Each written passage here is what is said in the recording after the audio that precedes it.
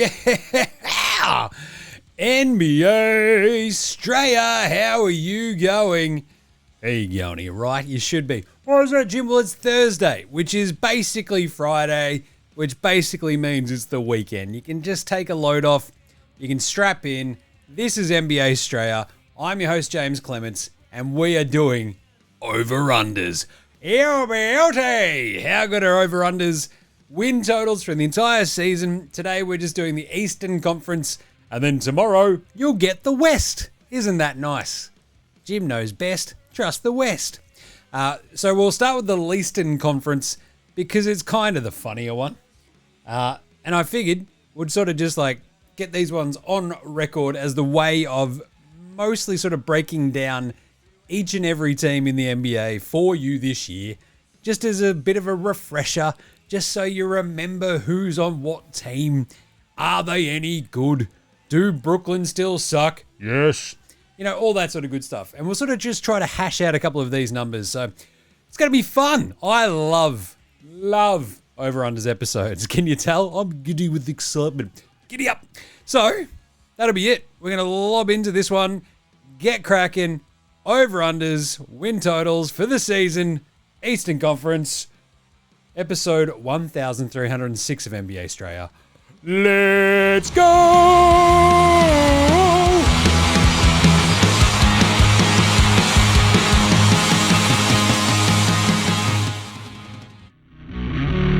This is Josh Giddey. G'day, this is Andrew Gay. This is Jack White. This is Joe Ingles. This is Darcy Daniels. This is Chris Anstey. This is Matthew Delvedova. This is Shane Hill. You're listening to NBA Australia. And you're listening to NBA Australia. And you're listening to NBA Australia. And you're listening to NBA Australia. And you're listening to NBA Straya. You're listening to NBA Australia. And you're listening and watching NBA Australia. This is NBA Australia. Let's do it.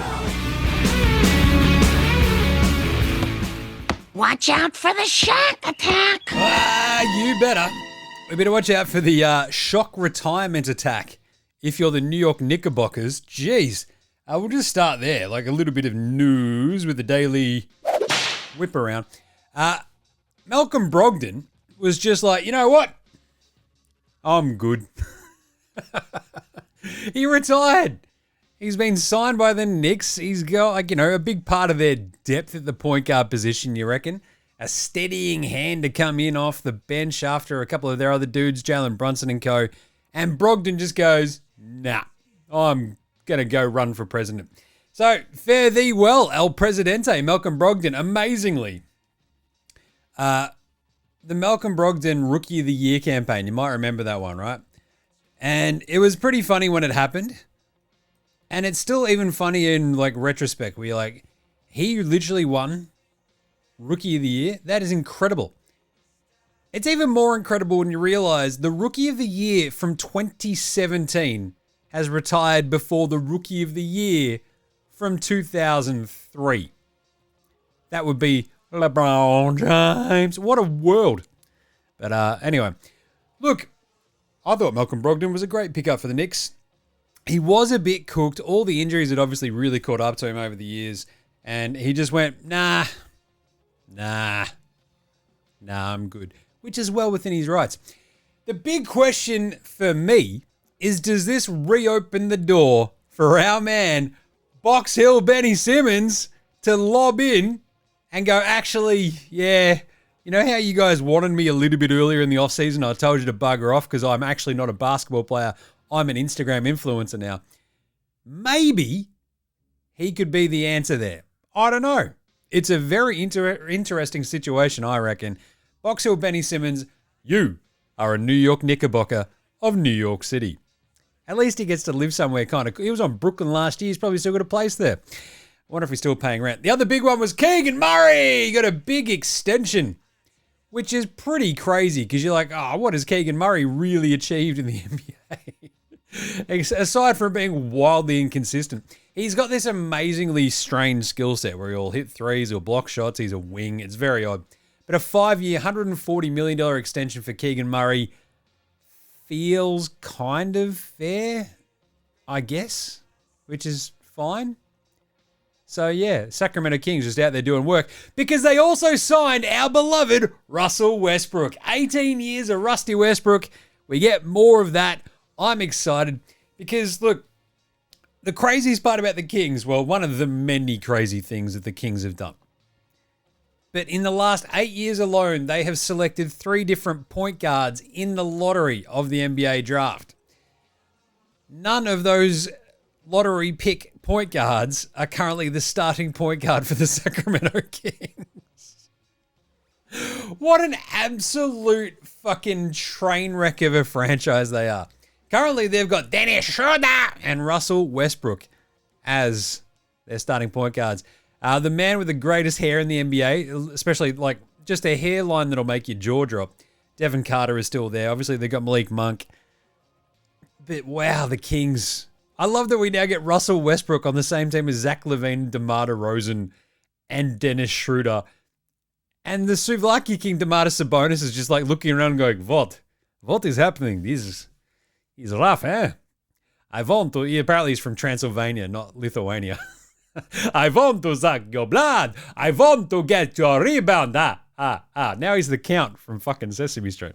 Anyway, so there you go. Box Hill Benny to New York. Question mark. Rusty Westbrook is off the table. He's off to Sacramento. Malcolm Brogdon's retired and Keegan Murray got paid. Awesome. That's fun.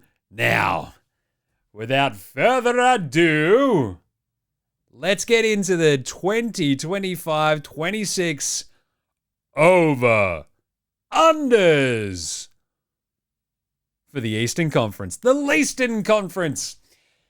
It's a tough one. The Western Conference, the West is the best. The East is the least, clearly. But wow, is the East a fascinating one this year, right? So as I always do, I go, I've got my spreadsheets. Oh yes, got your spreadsheets. I have all my win totals sort of sketched out. And then you sort of go through schedules. You look at strength of schedule. Like strength of schedule is a bit weird in the NBA because you obviously play your division opponents 4 times throughout the season. You've also got the sort of cross matches with the other, other types of teams in your conference, and then you only play the other conference twice, right? That's how it works. And the East is such a weirdly balanced conference this year that, like, all the good teams in the East have got the easiest strength of schedule because they just get to kick the shit out of some absolute shit kicker teams many times a year. So it feels like a couple of these are a little bit bloated, and it's sort of, you go into this one with your eyes pretty wide open, wondering, right, this team plays its own division opponents a bunch of times. If I expect this one to suck and this one to suck, then this team's going to be like racking wins up, right? Like they're in the toilets of Revolver. Like it's going to be crazy. So with this in mind, I think I want to go through this alphabetically. I thought about it doing it by division. I don't really want to do that because I think divisions are just stupid. But I mean, it's kind of relevant when it comes to this, but I just want to sort of go alphabetically because, I mean, by the time we get to the end, it's going to be very interesting. Those last 3 are fascinating. Last 5, in fact. So let's start with the Atlanta Hawks. Pretty amazing team, right? So last year, they go 40-40 dose. 40-42 last year, right? As long as my numbers are all correct, I'm just making sure of all that. Yes, 40-42, the 9 seed. This year, after adding our man, that's right, he's back. He's seemingly over his mysterious illness. It's your boy. Extreme Zinger Meal. He's on the Hawks now, remember? That's fun. They also added Nick Alexander-Walker. They've got the Duckman, Luke Kennard.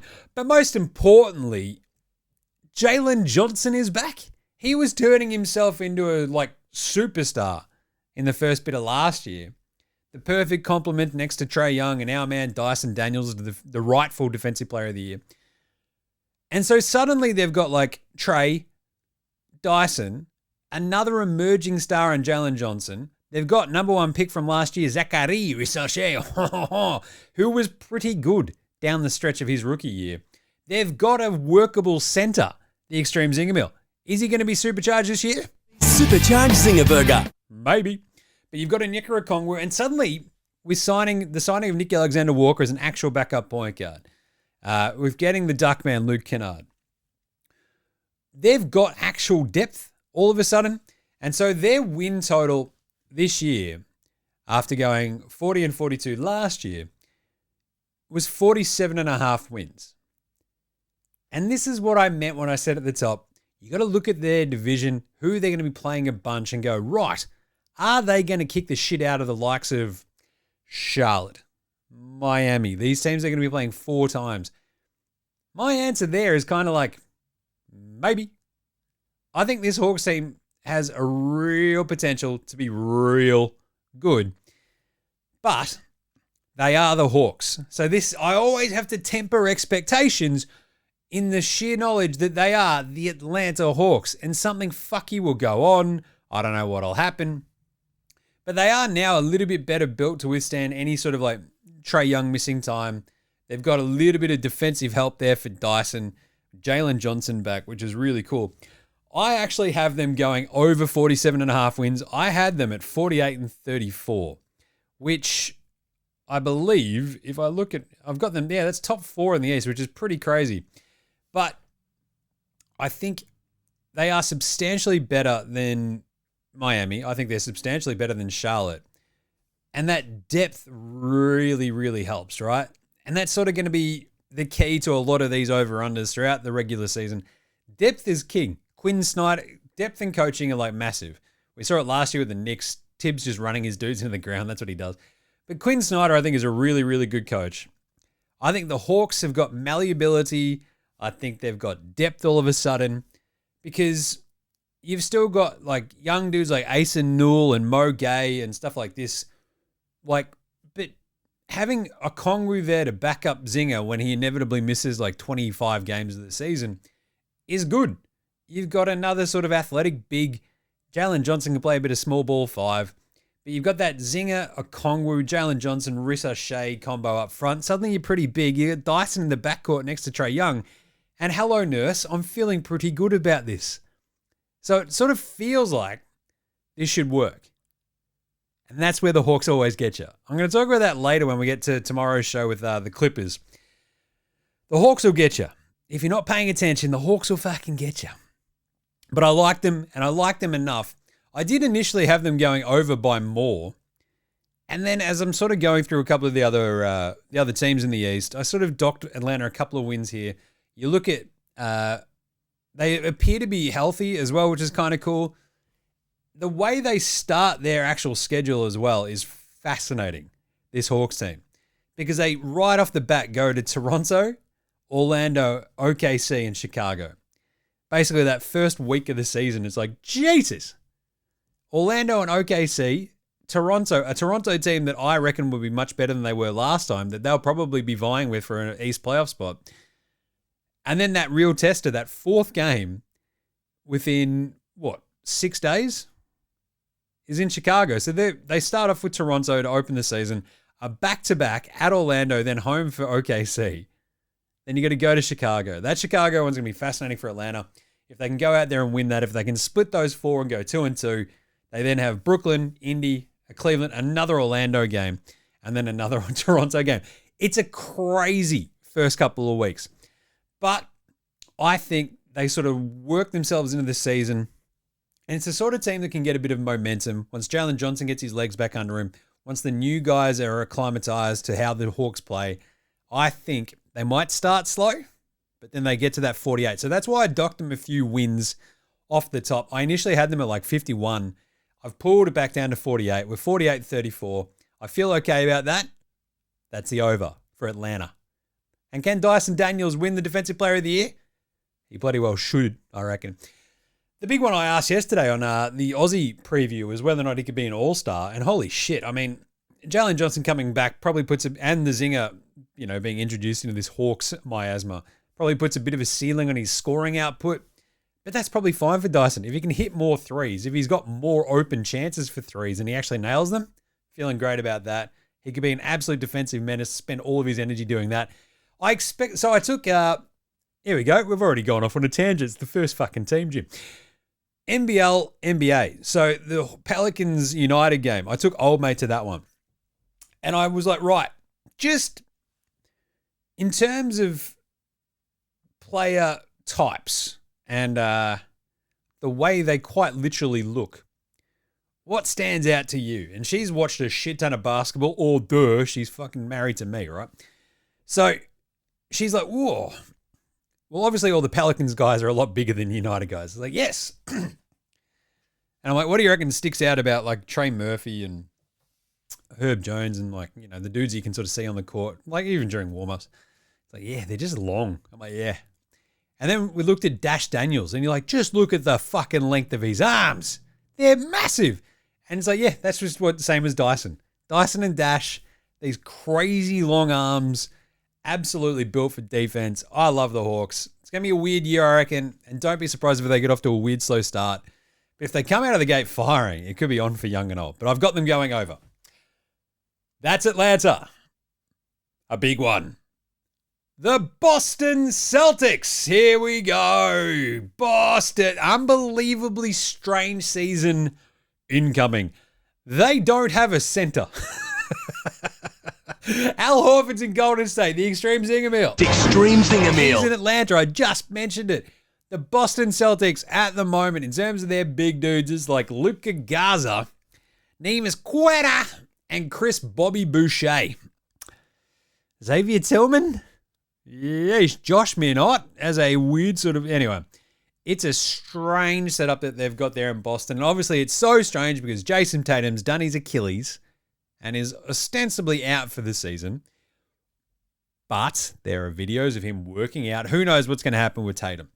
Put Tatum to a side. I think you have to look at this entire season for the Celtics and this, especially the over-under, and just go, what do I think this team's going to be like?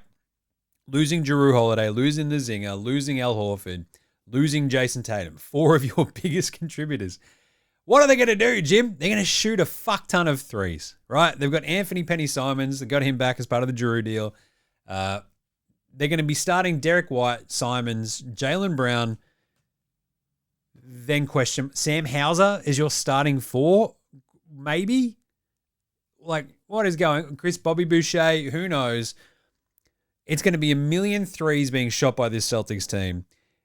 And this means a wildly disparate range of outcomes, game to game, right? We know that threes go in, threes don't go in. And so that range of outcomes, I feel like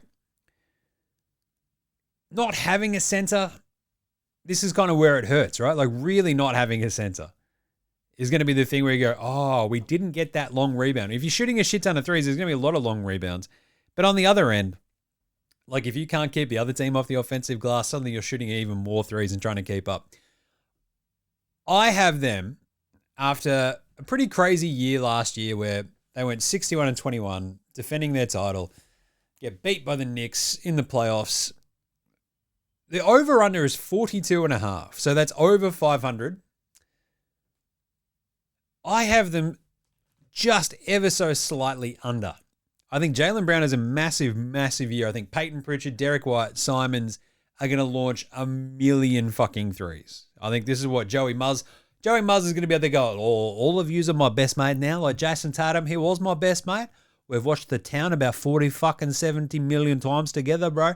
But yous guys are all now my best mates, so you have to hang out. And I'm telling you right now, fellas, you need to shoot some fucking threes or I'll bash you in the back of the fucking head, mate. I'm Joey Muzz. I learned jiu-jitsu, man. That's how it's going to go. Joey Muzz isn't going to tank. He's going to throw absolutely everything at every fucking possibility at these games. They're going to play hard.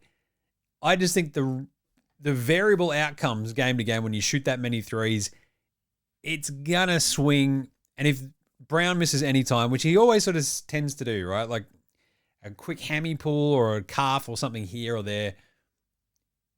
If he misses time, if Simons misses time, if White misses any time, it could bottom out real fucking quick and suddenly they're having like weeks on end where they're not winning any games.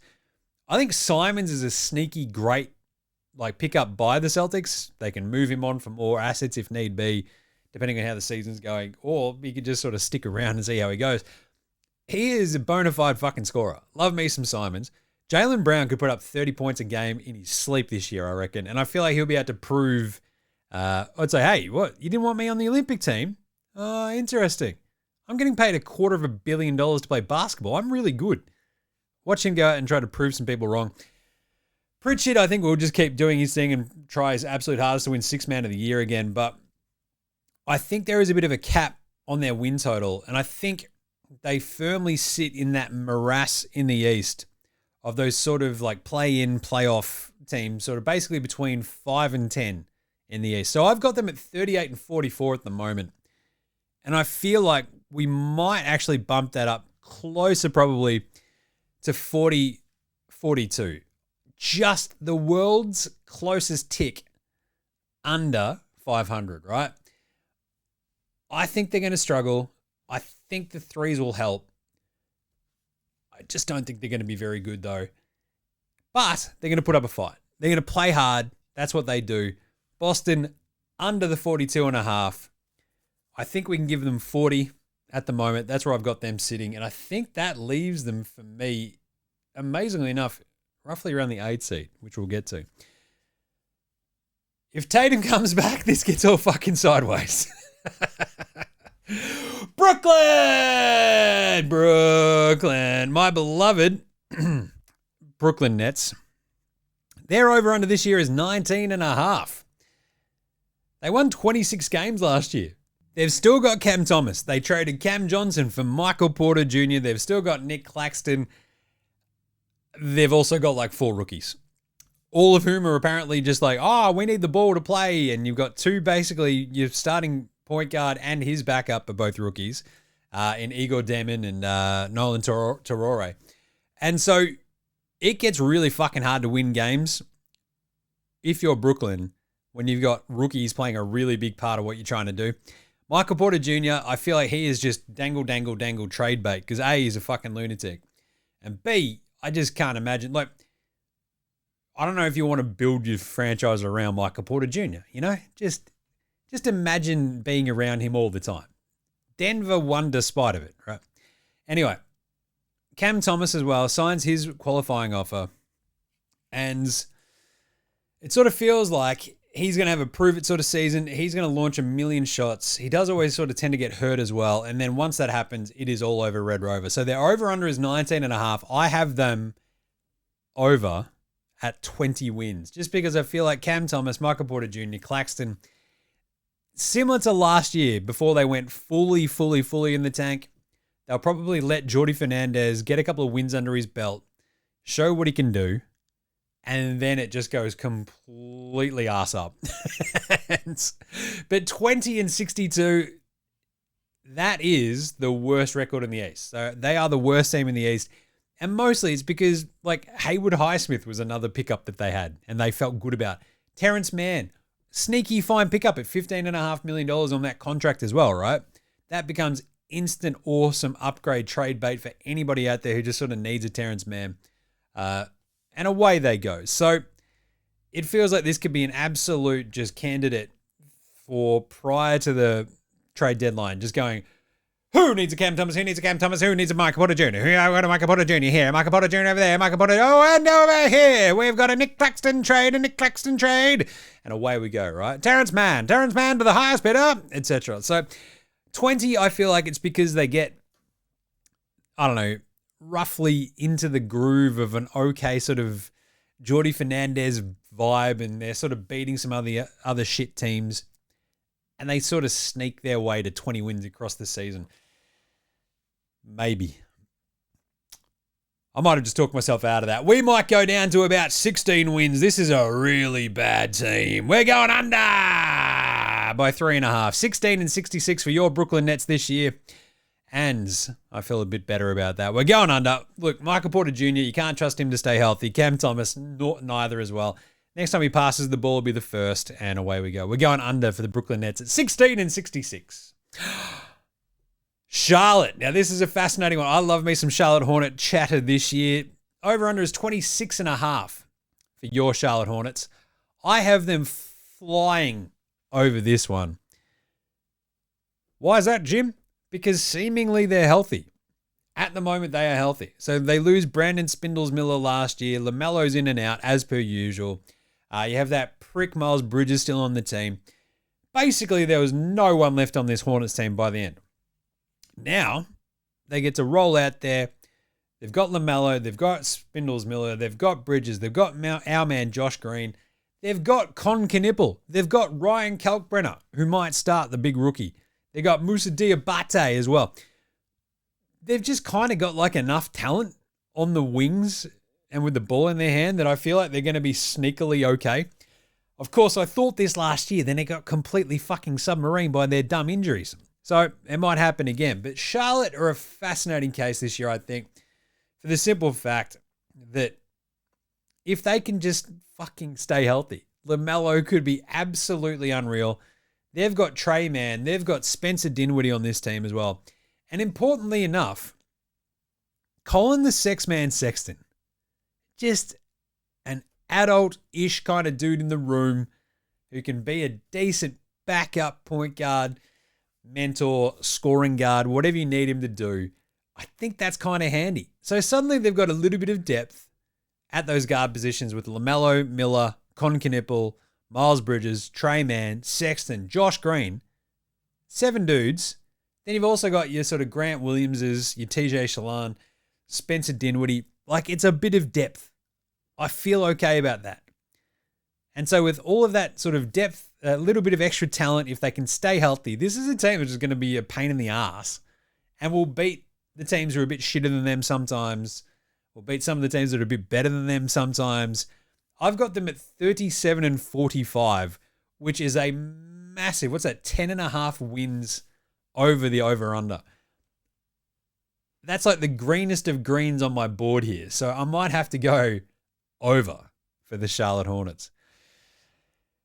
All of this hinges on health. All of that one hinges on health. Chicago! Weirdly enough, for a team that keeps winning 38, 39, 40 games a year, their over-under this year is 32.5. That seems strange.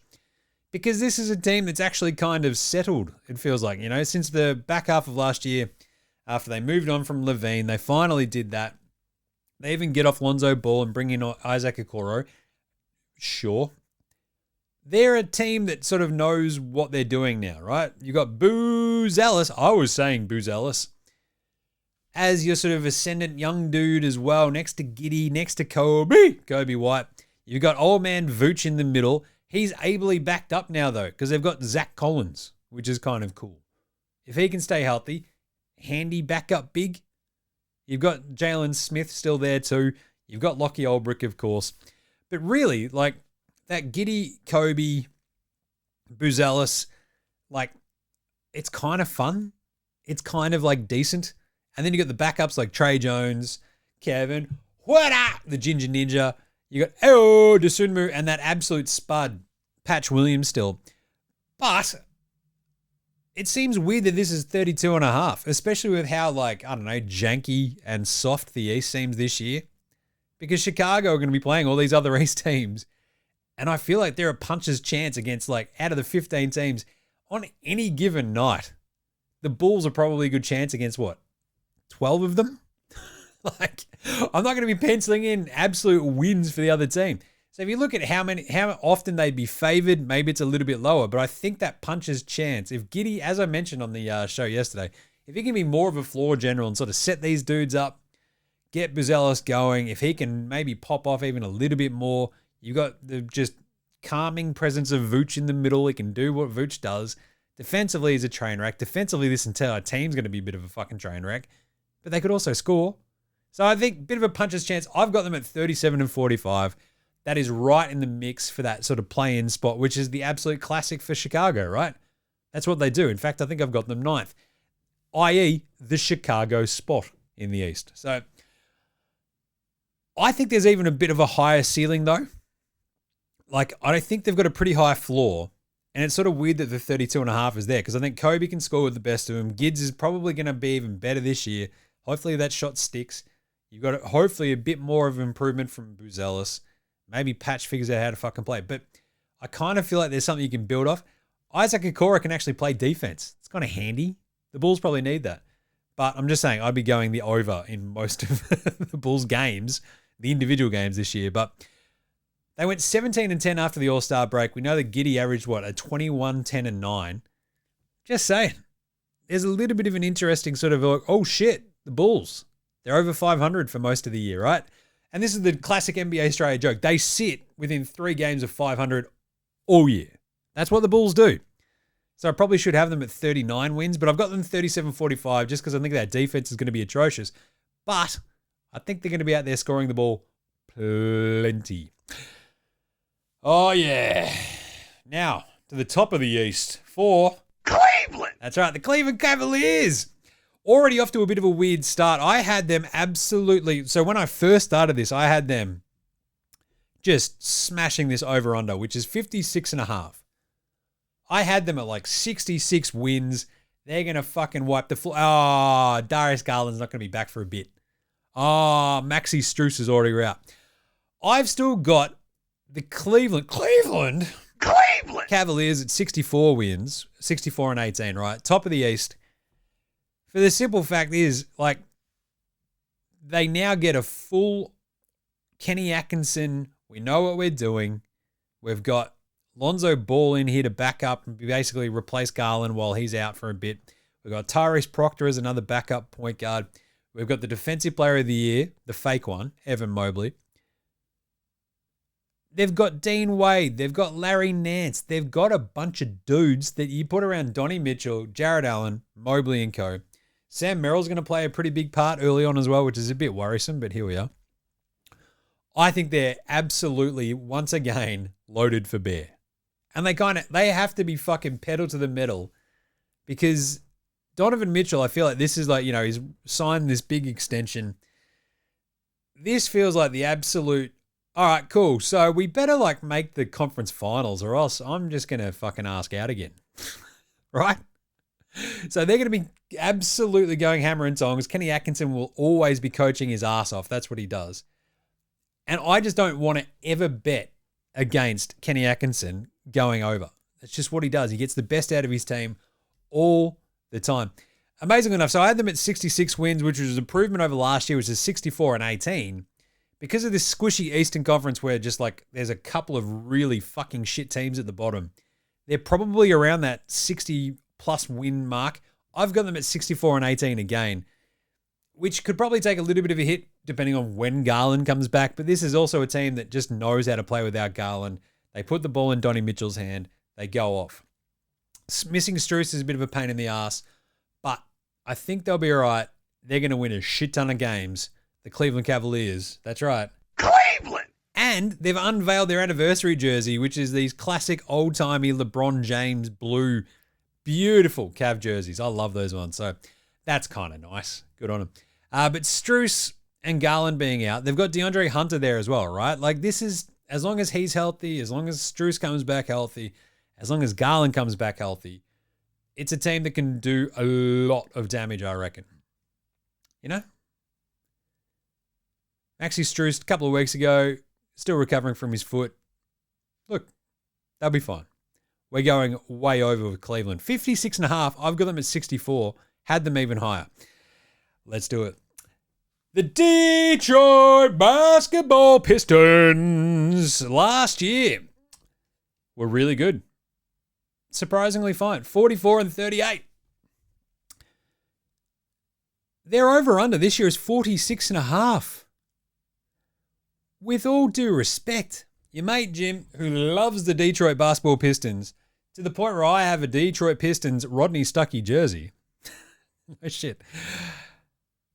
It is one of those weird ones where it feels like this is the prime candidate team who were an absolute bolter last year, who might have just that hint of regression. The over-under is 46.5. I've got them at 44-38, which I had written down. And then it turns out that's the exact same as last year's, which just felt fucking lazy. So we might still keep them around there though, because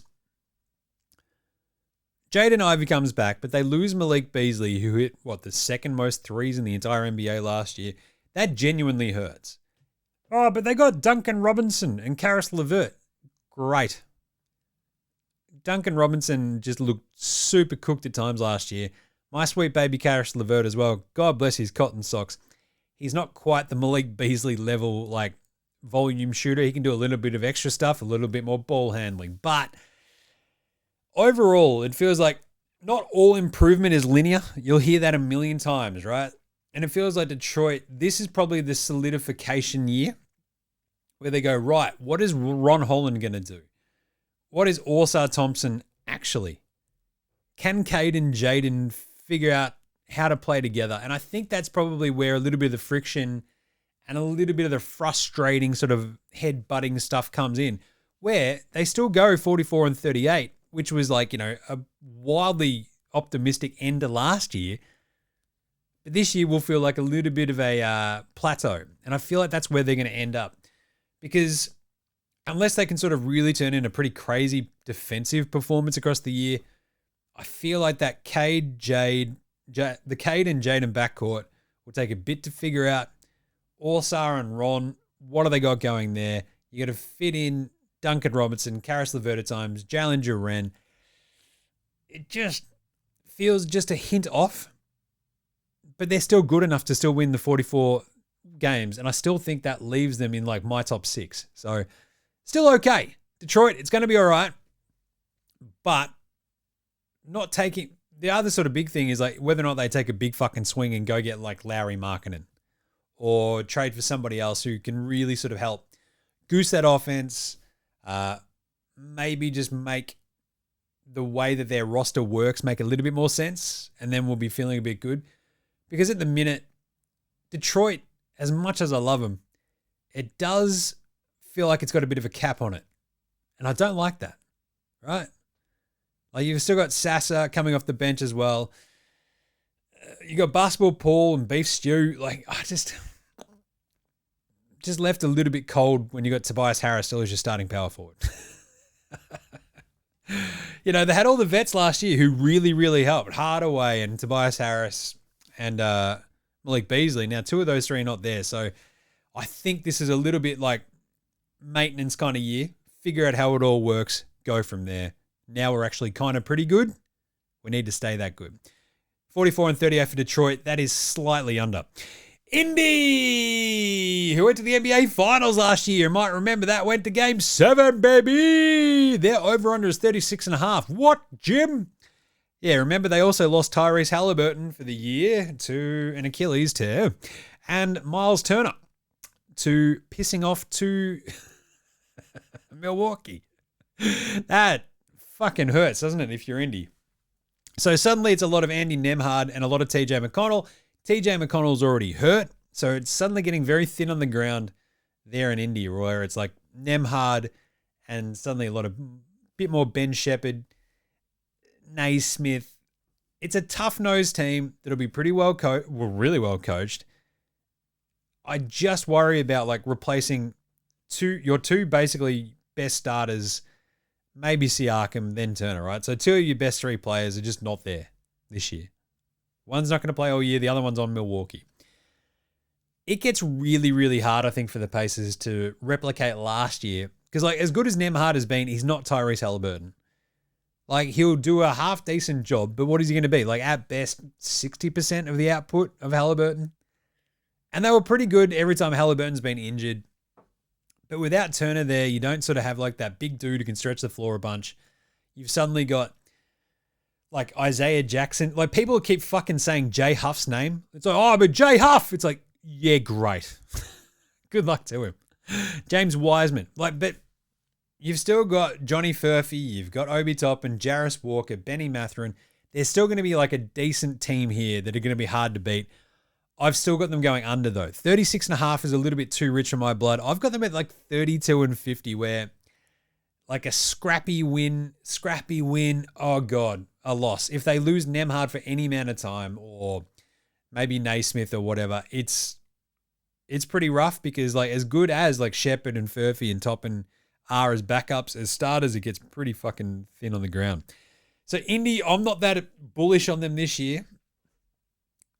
I really wish, like if they had have kept Turner, I'd feel so much more positive about Nemhard just simply stepping in, replicating what Halliburton did. But losing both Halliburton and Turner was the big one for me where you're like, oh, such a kick in the guts. Siakam's going to be great. Don't worry about that. Naismith and Benny Mathurin will be really handy with more scoring. But I just don't know if their ceiling is as high. So we're going 32-50 for Indy as my prediction. Then we get to the Miami Heat. Oh, God. It's Norm time in Miami. Their over-on is 38.5, and this is one of my bigger unders. I do not like this Miami team at all. And that was before Tyler Hero was like ruled out for fucking ages with his foot. So forgive me for being a little bit pessimistic about the likes of Terry Rozier, Davion Mitchell, the rookie Yakinchunas, basically helping Bam and Wiggins win more than 30 games. I don't like, maybe 30 is their top out point. I really, really struggle with this Miami team at the best of times because Spoelstra is such a fucking good coach. Like, he's so good. It stinks. Oh, but what about our awesome vibes? Heat culture, Jim. Heat culture. They're 0-5 in the preseason. It's like Davion Mitchell is your starting point guard. He's fine, solid. Norm Powell, he's a good shooting guard when you've already got like Kawhi Leonard on your team and James Harden. When he's suddenly like next to Andrew Wiggins and Bam is like your three musketeers, I get real fucking worried real fucking quick. I think Khalil Ware's going to be good. Jovic, we'll see what they get out of him this year. Jaime Jaquez, what the fuck happened to him last year? That was a disaster. They've got Simone Fondeggio. Terry Rozier, what happened to that dude? You get investigated for gambling on your own games once, and apparently you shit it all like the rest of your year. I have the Miami Heat. Like, if Wiggins misses time, if Bam misses any time, if Norm misses any time, while Hero's already out, they're fucking cooked. I have Miami as one of my team from absolute hell years, 28-54. Spoelstra's really good, but this team is so janky and so weirdly shitty. This could absolutely turn on a fucking dime, however, if they pull off one of those stupid Miami trades where they get someone good out of somewhere. Or Terry Rozier comes into fucking camp, the fittest he's ever been. Or Yakinchunas turns into like fucking Sarunas Marshalonis all over fucking out of nowhere. And you're like, what the hell is going on? This is bullshit. That's what can happen with Miami. But at some fucking point, the dearth of talent, like they got Norm for like nothing. Like, it's crazy. But at some point, the dearth of talent when Tyler Hero's already out is really going to bite you in the ass. And I think if you're sort of fighting from behind the eight ball, like Miami could be, it gets really hard to fight back into the East. Miami, their roster just leaves me cold. I really sort of worry about their ability to they're better than a bunch of the better than Brooklyn. They're better than Washington. Are they better than Chicago?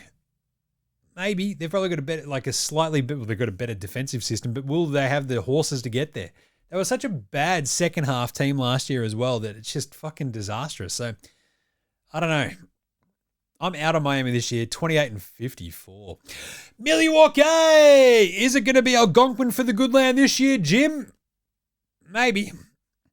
I have the Milwaukee Bucks at the same marker as your Boston Celtics. 40-42 for me. Their over-under is 42.5. So I've got them going under. What is that, Jim? Well, it's Giannis, it's Miles Turner, and then daylight. Like, their shit drafting is really catching up to them right now, the Bucks, right? Like, it's Kevin Porter Jr., who they picked up off the scrap heap as their starting point guard instead of Dame Lillard. They've got Gary Terrence Trent D'Arby Jr. Gary Trent Jr. is fine when he's on. When's he going to be on? You and I have no fucking clue. Gary Trent Jr. doesn't know. He could have a month where he averages like fucking 24 points a game, shoots the piss out of it, and then disappears for the next 1.5 months, right? The rest of it's like AJ Green, Ryan Rollins, and of course, our old mate, Kyle Kuzma, which is crazy to think about, but Kuzma is on this team. And their ability to go above 500, I reckon, weirdly rests with him. Because, look, Giannis can be point forward. He can average a 30, 10, and 7. Like, it's fine. We know Giannis can do that. We know Miles Turner. can knock in a bunch of threes, do his work around the rim, be a defensive anchor. He'll be so much better than Brook Lopez was last year, right? And it might not matter because the rest of the team is just so fucking shit. Fighting Bobby Portis, coming off the bench. That's great. Love me some Bobby Portis. The rest of the team, just, it's a bit weird. But the difference between a team like Milwaukee, obviously, and like Miami or Indy, is that Giannis is one of the top 5 players in the NBA. Tyler Hero is not that. Bam Adebayo is not that. Tyrese Halliburton was knocking on that door. He's not playing this year. Milwaukee at least have a really solid floor as long as Giannis and Turner are out there, I think, because it just gives them a really good talent advantage at the 4 and the 5. You're playing Kuzma out there as well. If he can do anything, if you just get a little bit of something from those guards, maybe you're all right. If you just put the ball in Giannis's hands, let him fucking cook, he could win the MVP, and that's why I've got them at least at that 40 and 42 mark. It's still an under though, so I'm just sort of like a little bit cautious because the rest of that team is just a bit shit. But some good names on it. But seriously, like Giannis, Turner, the rest of it, you're just like, God, hold your nose as you look at it kind of vibes. So that's a team that went 48 and 34 last year, finished the season on an 8-game winning streak as well. Had Dame Lillard, lose Dame Lillard, and are now kind of like, all right, we've got Cole Anthony as our backup point guard. So, all right, that's not bad. AJ Green, Taurine the Red Bull Prince, Gary Harris. It's like real sort of, oh yeah, he's a player kind of dudes very quickly. They're back up big at the moment. So you got Bobby Portis, you got Giannis. Then it's like Jericho Sims. Oh. So yeah, I don't think they topped last year, and I don't think they go over the 42.5. I think they're just a tick under 500. The New York Knickerbockers of New York City. They got a new coach, Mike Brown, which is pretty amazing that he might go from being fired by Sacramento to coaching like a top 2 team in the East. Because that's where I've got them in the top 2. Their over-under is 52.5. I smashed the over as soon as I saw this. I've got them at 58 and 24. Brogdon retiring was a bit of a spanner in the works. So hang on a second. What the fuck's going on here? Because their big thing is, last year they had no depth. This year, they've got a little bit of depth. God, it changed my outlook on them like straight away, because you've got your big 5. You've got Brunson, Bridges, OG, Karl Anthony Towns, Josh Hart, Mitch Robinson. There's your 6 dudes. They add Jordan Jeremy Clarkson. Absolute spark plug scorer off the bench. That's great for how much they paid for him. Miles Deuce McBride. He's solid as hell. Awesome, excellent bench player. Now, you've also got, I don't know, Sham Wow. Okay, you got the other Mitch Robinson as your big. It's fine. Like, you're suddenly going like 9 dudes deep, which is good. That's great for the Knicks, considering what Tibbs was doing. If they can replace your man Malcolm Brogdon with another actual decent player like Ben Simmons or someone, I feel even better about this. But they are out there, and I'd actually forgot the other dude, Yabu. They've got Yabu. Gershon Yabusele. So adding Yabu, Jordan Jeremy Clarkson to Deuce McBride, Josh Hart, this is a team that suddenly has a fucking bench. That's awesome. So I have the Knicks they've got the easiest strength of schedule because they're going to be kicking the shit out of Brooklyn 4 times a year. They've got a hobbled Boston team in their division. Who the fuck knows with Toronto? We'll get to them in a second. They've got a Philly team that I am really down on as well. So they could be absolutely just curb stomping their own division time after time and just easily padding this win total. So that's why I smashed the over the 52.5. 58-24. This is a team that I think the Knicks fans will fucking love. Because I already love it as well. As long as they stay healthy, and that's what you say about for every team, right? But as long as Cat's healthy, as long as Brunson's healthy, I think there's a huge, super high floor in this team.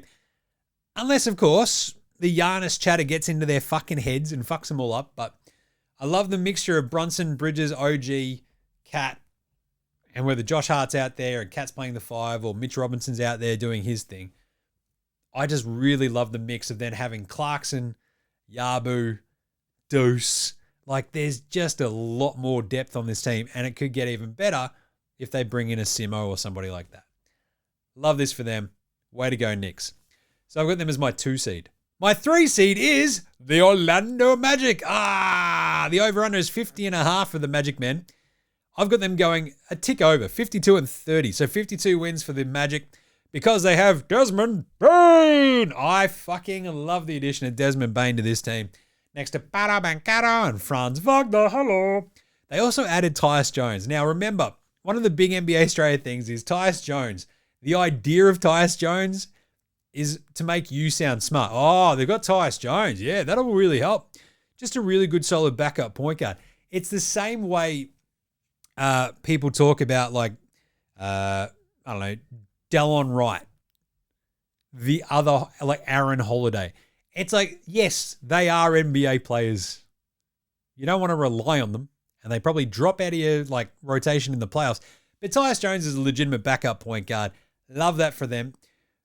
A lot of this for Orlando, though, the worst three-point shooting team in the league last year, remember, is obviously adding a fucking gun shooter in Desmond Bane, but also, like, he's got dudes next to him, and he's so used to sort of, like, with Ja Morant, with Triple J, being able to navigate, like, having star teammates and having to figure out his own shots. It's what he's got again. And this time he's playing it next to Jalen Suggs. He's got Paolo and Franz with him as well. They've got the big rotation of Wendell Carter Jr., Goga. You've got Tristan Da Silva and Johnny Isaac as your sort of fours. It's just a really solid team. The big problem is just like, can any of you motherfuckers shoot threes outside of Bane? Can you? Like, Suggs had some moments where he hit some threes and it looked incredible. Can he sustain that? Can Paolo hit his threes? Can Franz just remember how to fucking shoot? That's the only question I've got for Orlando. I still think, like, Jace Richardson is going to be super solid for them as well. Anthony Black, not a big shooter, but again, if Anthony Black can give us a little bit of something on the Magic, if Da Silva can have a bit more of, like, he was really solid in the back half of last season. And Jace Richardson, their rookie, and Noah Panda. They got the Panda. I love that. So I think there's a bit of depth there for Orlando. I think as long as, again, they were on an awesome pace last year. But as we've talked about, like, it was like one after the other. Paolo and Franz and then fucking Suggs. They lose Mo Wagner as well. It was just a disaster in terms of their season when it came to injuries. They can stay healthy. They add Desmond Bane. It gives them another offensive weapon. The defense is going to be absolutely fucking sick. I love Orlando. 52-30. Again, smash that over 50.5. I think they could easily go well over that. 52-30 for me. Last couple, we have Philly. This is fucked. Because best of luck trying to predict the Philadelphia 71, 2, 3, 4, 5, 6ers this year. I have them at just, there's like enough talent on this team, right? Where you go, Joel Embiid, is he healthy? Maybe. What's he going to do? We don't know. Hey, how about Paul George, Jim? Yeah, again, we don't know. He was also shit when he played last year. So, is their championship window already fucking closed? Probably. The rest of the big problem is the rest of the team's shit. Like, outside of Tyrese Maxey, Jared McCain, and VJ Edgecombe, this team is fucking horrible. Like, that's their big problem. And the big problem outside of that is that Maxey, McCain, and VJ all kind of overlap and are a little bit redundant at times. I like me some VJ. I think he's going to be awesome this year. He's on my Supercoach team. I'm very excited about this. Let's go VJ. Maxey will be doing his own thing. But wow, does this team outside of those dudes stink? It's like Eric Gordon, Kelly Oubre, Kyle Lowry, and you're like, "Grr, like, what is happening, right? So much of my prediction about Philly this year is simply Embiid and Paul George. Are they going to play a bunch? And I have to basically just build into my predictions of this of probably fucking nut. Like, if they do, awesome. The over-under is 42.5. I'm just like, under. Fucking sure.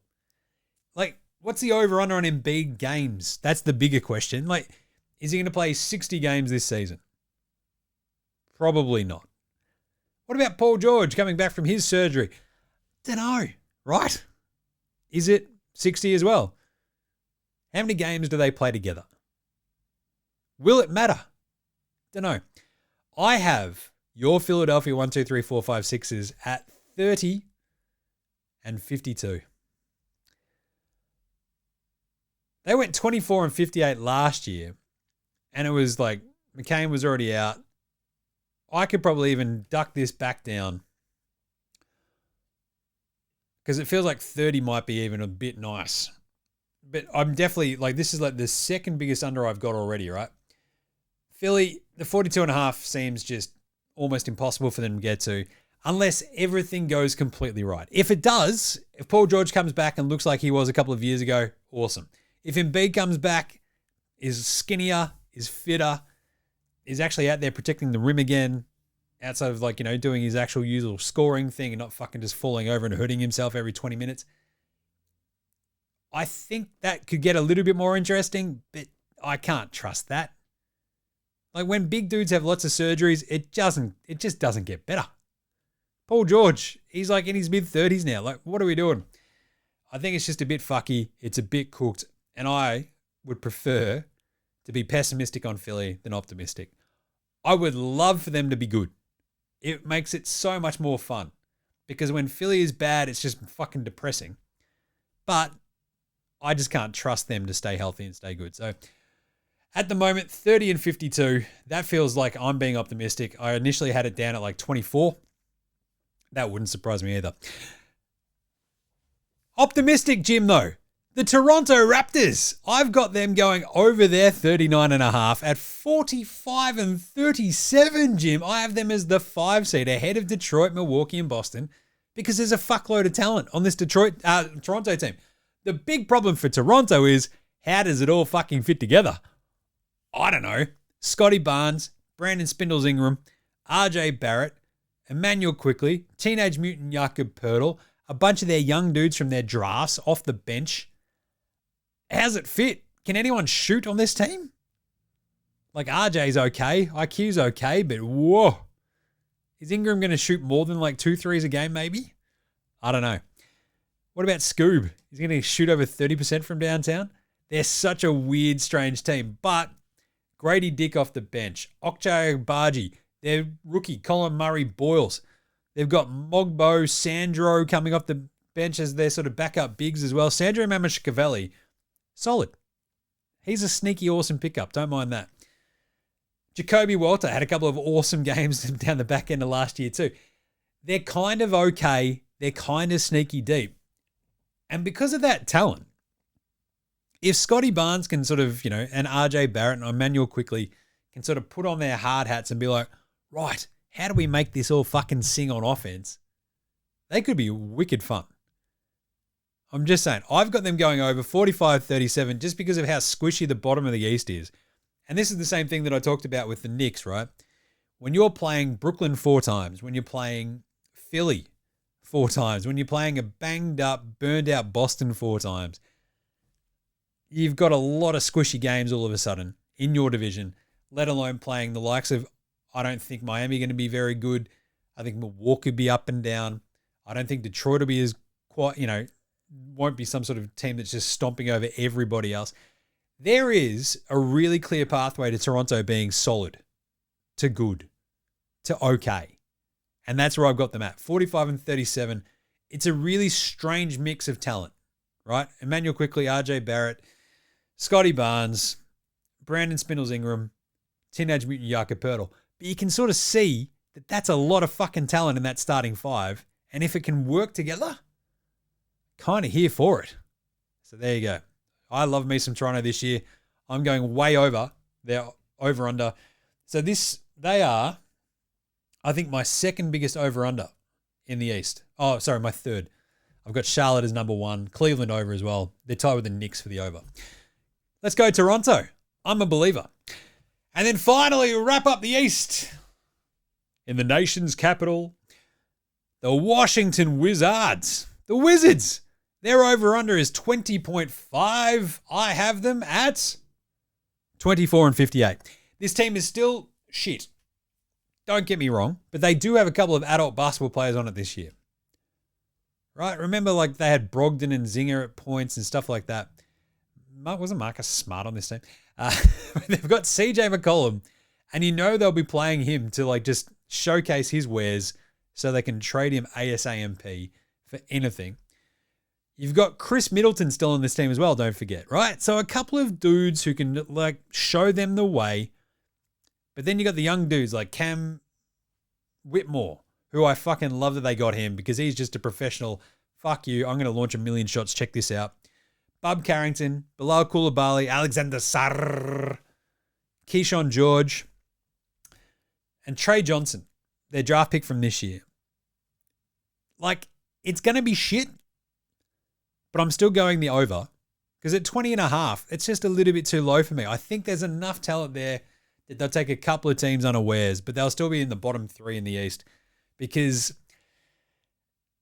they're so young at so many kids. Like Bub Carrington, Bilal Coulibaly, Sarr, even Whitmore, Corey Kispert is still there on that team. Remember him? Keyshawn George. It's a really young team. So I think CJ and Chris Middleton, there's like enough that they can sort of do to keep this team vaguely respectable. They'll still get their heads kicked in a bunch, but I don't think it'll be an absolute fucking unmitigated disaster like last year's Utah or something, right? So I've got them at 24 and 58. I feel okay about that because you look at it like that's that team versus like Brooklyn, where you've got CJ McCollum, Middleton, and like a couple of pretty decent young talents, right? In Bub Carrington, Sarr, Trey Johnson. Brooklyn's got MPJ, Cam Thomas, Claxton, and then it gets, pretty messy very quickly, right? So I feel like Washington is substantially better than like a Brooklyn. Not as good as someone like Charlotte, I think. But you look at that, you go, how is Miami substantially better than that team with that over-under? Like 20, what was Miami's over-under? Like 38.5. So that's 18.5 wins above Washington. The rosters, it just doesn't make that much sense in my brain. So I'm going to go the over with Washington, 24 and 58. Not that great. Not that just disastrous either. Considering they went 18 and 64 last year, Brian Keefe, that's right, the coach of the Wizards. Bet you didn't remember that. He'll be like, hooray, did I save my job? Maybe. If Trey Johnson pops as well, like that's what they'll be after. They need him to sort of just get going and just be like, oh shit, is he a weapon? Because after like missing out on like Ace Bailey and stuff like that, it's just a bit of a weird one. But Trey Johnson, let's see what he's got. So there you go. Those are the over-unders for the BEASTern Conference. To recap it very quickly, I'm going over with Cleveland, and this is like my final standings at the moment. 1, our beloved Cleveland at 64 and 18. Over. They're 56.5. The New York Knicks in second spot, 58 and 24. Over. They're 52.5. Orlando in third. Over. They're 50.5 at 52 and 30. The Hawks, at fourth at 48 and 34. Over by a half game of their 47.5. Toronto, 45 and 37 in 5. That is well over their 39.5 mark. Then, Detroit, over-under is 46.5. We're going under at 44 and 38. But they are still in the sixth spot. Milwaukee at 40 and 42. Boston at 40 and 42 are your 7 and 8 teams, and they are both under their 42.5 marks.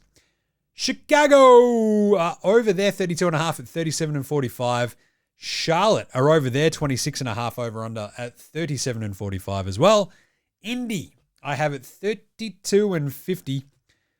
That is under the 36.5. Miami, 38.5 is their win-loss over under. I am way under that. What did I say? 28 and 54. Jeez, that is just brutal, Jim. It's like, well, prove me wrong, Miami. You always do.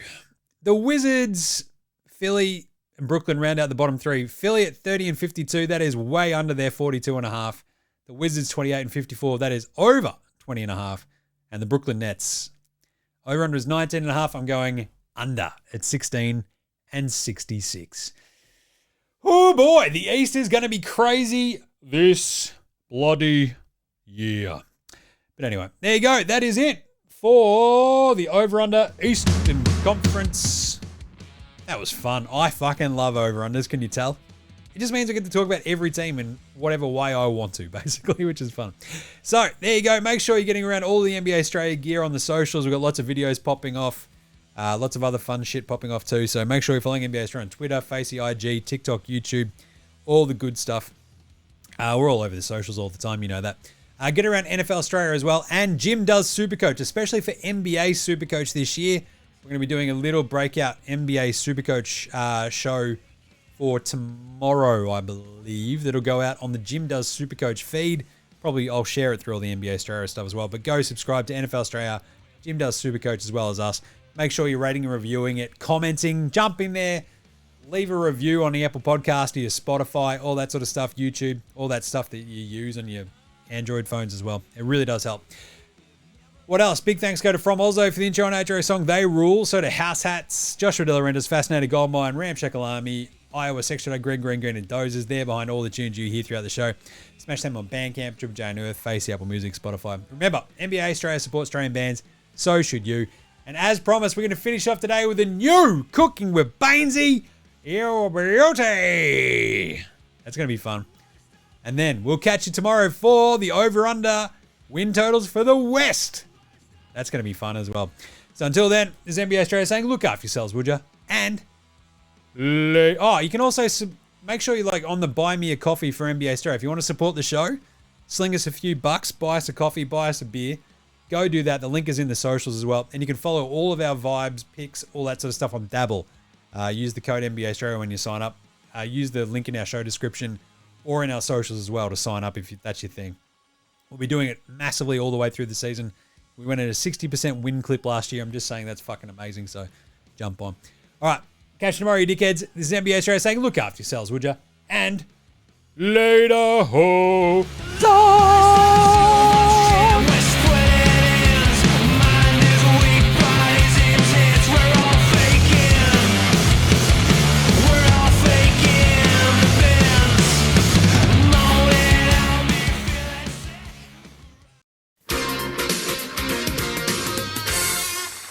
And now it's time for Cooking with BAYNESY with your host, Aaron Baggers Baines.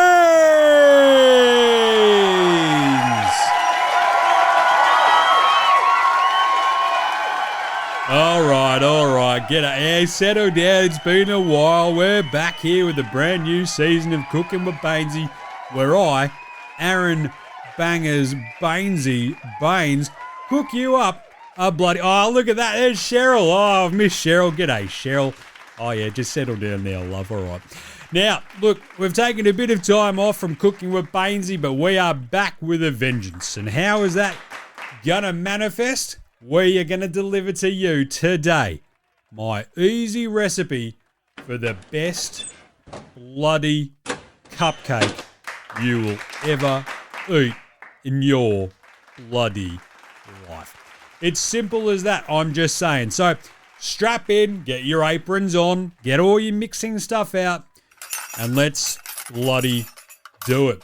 What you're going to need is you're going to need some butter. You're going to need some chocolate, the cooking chocolate. You're going to need some cocoa powder. You're going to need a half cup of milk, a little bit of veggie oil. That's the little secret one. You need a couple of eggs, some vanilla extract, and a little bit of white vinegar. So we're going to chuck them all. We're going to basically preheat your oven. Then what we're going to do is you're going to put 12 of your little cupcake liners into a cupcake tin. Then you put the butter and the chocolate in a big bowl. You microwave that for a second. And then you do it again for another 30 seconds until it's all melted and smooth. And just make sure it's all nice and melty. You chuck in the cocoa powder. You chuck in the... Mix it up. And then you chuck in the milk and your oil and your eggs and your vanilla and your vinegar. And then you whisk it. You whisk her up. Look at this. Oh, look. Oh, I better have a taste. Oh, that's bloody good. Chuck in your flour. Oh, there you go.